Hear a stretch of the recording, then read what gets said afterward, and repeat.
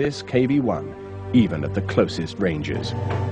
Eventually, he managed to silence the steel monster as it swung its turret to take aim against him by the expedient of a well-aimed shot, deliberately fired through the barrel of his opponent's gun. Men like Bix were part of a new breed of German tank commanders who achieved incredible victories against superior Russian forces.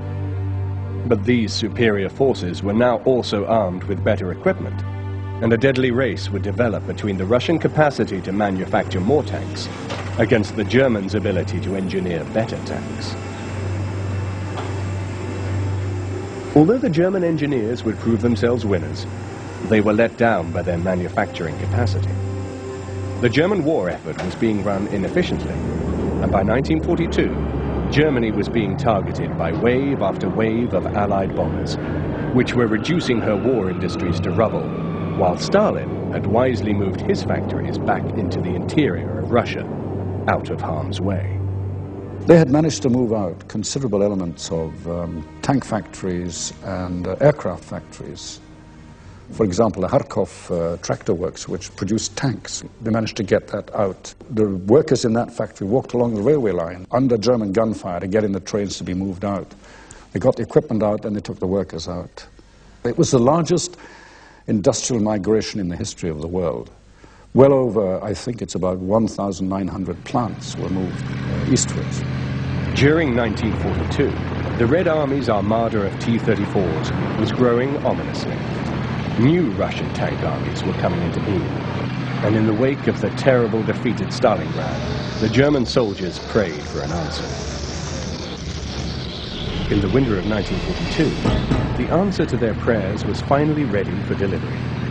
It was the Panzer Kampfwagen 6, the Tiger. Well, the Tiger I has got to be seen as a quantum leap in the progress of tank design. It appeared in 1942, and in one swoop, it doubled in armour thickness, doubled in weight, and doubled in gun power the might of any tank on the battlefield. It was really a terrific leap forward in tank design. Of course, in doing this, the Germans paid a tremendous price. The tank is so heavy that it made it difficult to control. You've got an engine which really isn't 100% powerful enough for the kind of weight it was pushing about, and they had a lot of technical problems just keeping it on the battlefield. So, for all their advances and their immense power, the Tiger was a terrific liability to its crew. The Tiger tank had been developed in 1940 and 1941. Too late to benefit from all of the lessons from the Russian war, so it had the uncompromisingly flat armor at the front, which didn't deflect shots away from the vehicle. Sloping armor, like the T-34, would have been preferable, but the Tiger was so very heavily armored that even this problem was overcome. In fact, the Tiger was almost impervious to most Russian guns at all but the closest ranges, and it carried the deadly 88mm gun, then the best weapon on the battlefield. Inside his heavily armored turret, the gunner of the Tiger lined his target up on the middle triangle of his gun sight as the motorized turret effortlessly swung the gun into position. The maker's manual proclaimed that the 88mm gun was 100% accurate at ranges of up to 1,000 meters. On the battlefield, the Tiger soon proved its deadly efficiency. But there were never enough machines to equip all of the Panzer divisions. So the Tigers were organized into special heavy tank battalions called Schwerabteilungs, which could be rushed from place to place on the hard-pressed front, wherever they were most desperately needed. The highly efficient Nazi propaganda trumpeted the arrival of the Tiger, and for once, the results justified the rhetoric. Although only 80 Tigers had been delivered by the end of January 1943, already they were credited with over 400 kills. In the spring of that year, the Germans extended their use to North Africa, and the Western Allies grew nervous. In the space of just 2 short years, it seemed the Germans had evolved the ultimate battlefield weapon. To compound matters, no Tiger had yet been captured. That situation was to change early in 1943, when British forces fighting in Tunisia knocked out and captured this machine, which is currently undergoing restoration in the Tank Museum at Bovington. The particular history of this one is that it was issued to the 501st Heavy Tank Battalion of the German Army and shipped to Tunisia early in 1943. It came up against 48th Royal Tank Regiment during the fighting in Tunisia, and 48th Royal tanks were then in Churchills, armed with a 57mm gun, which is against an 88 on this thing. But some fluke shot from one of the Churchill tanks actually struck the Tiger underneath its gun barrel, embedded itself in the turret ring, caused the crew to panic, leap out and abandon the tank. Now, that really is exceptional.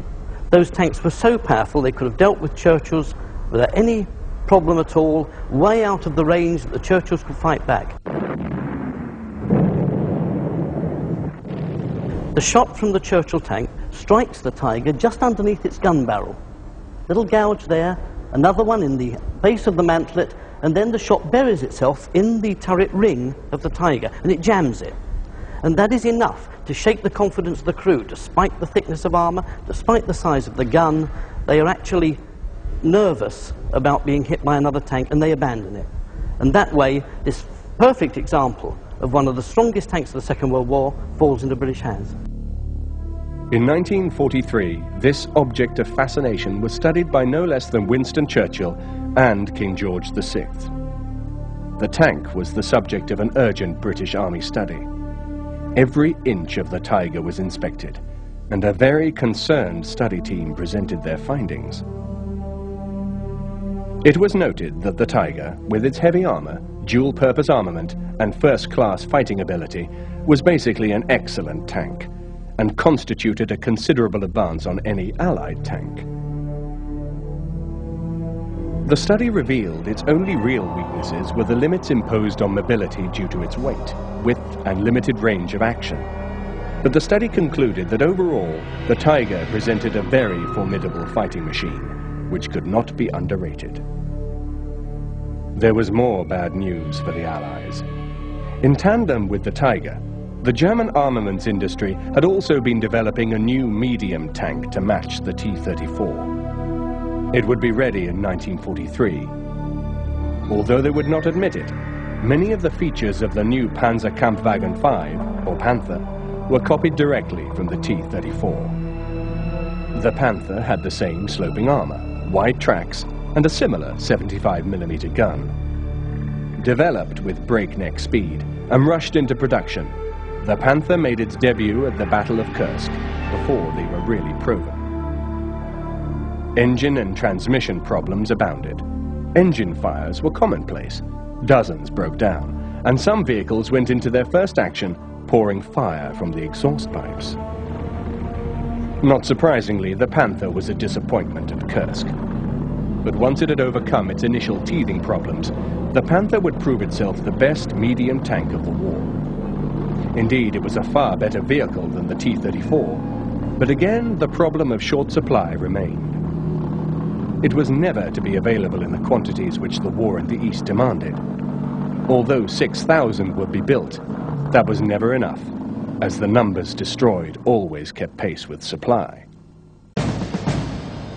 The advent of the Panther and the Tiger represented almost the end of the evolutionary trail in World War II.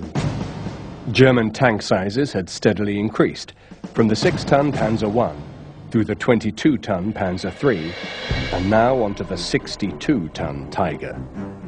It would reach a peak with the 70-ton Tiger B, or King Tiger. The weight and superior armor certainly made the difference, but quality had been achieved at the expense of quantity, and it was quantity which Germany needed. It has been estimated that from May 1944 until the end of the war, on any given day, on average, only 400 tanks were available for action in the entire German army. The Allies could call on some 20,000. With this tremendous disparity in numbers, it has been estimated that in the East, the German tank divisions would have to have destroyed 10 Russian tanks for every one of their own which was lost.